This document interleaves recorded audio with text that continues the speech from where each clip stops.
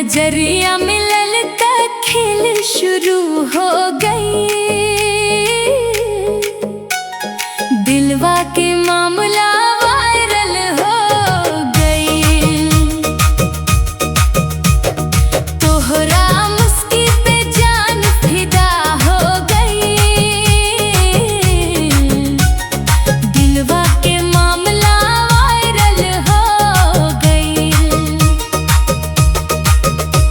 नजरिया मिलल त खेल शुरू हो गई।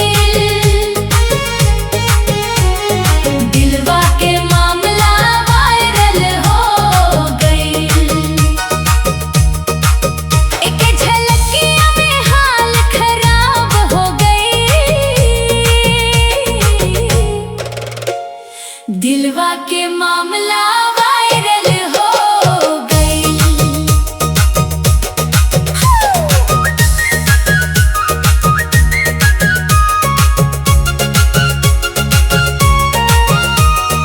गोर गोर गाल पे चमके उजाला, देख के तोहरा के भूल गई नी निराला। चाल तोहर लागे जैसे बिजुरी के धार, जहिया से देखनी हो गइल प्यार।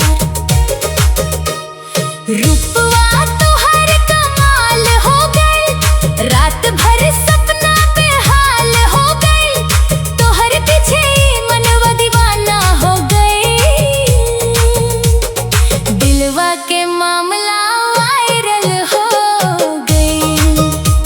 नजरिया मिलल त खेल शुरू हो गई। दिलवा के मामला वायरल हो गई। तोहरा मुस्की पे जान फिदा हो गई। दिलवा के मामला वायरल हो गई।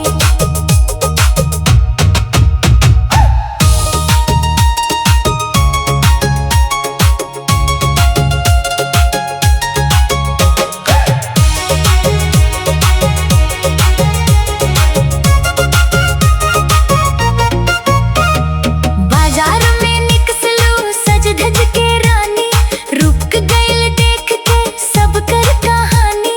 झुमका हिले पायल करे शोर, दिलवा काहे तोहरे से होखे भोर। अखियाँ से अखियाँ जब टकरा गई, सीना में प्यार के मौसम आ गई। एकरा बाद तक काबू खो गई।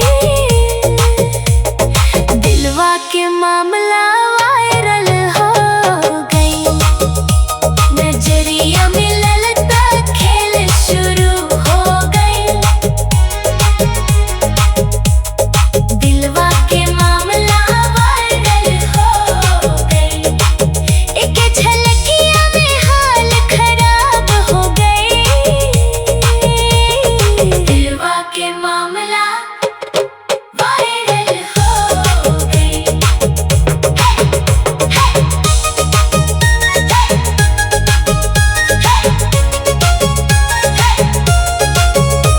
ना फेसबुक ना इंस्टा के पोस्ट चाही, बस तोहरा दिल में थोड़ा सा जगह चाही। दुनिया से बढ़ के तू लागे लू खास, तोहर नाम लिख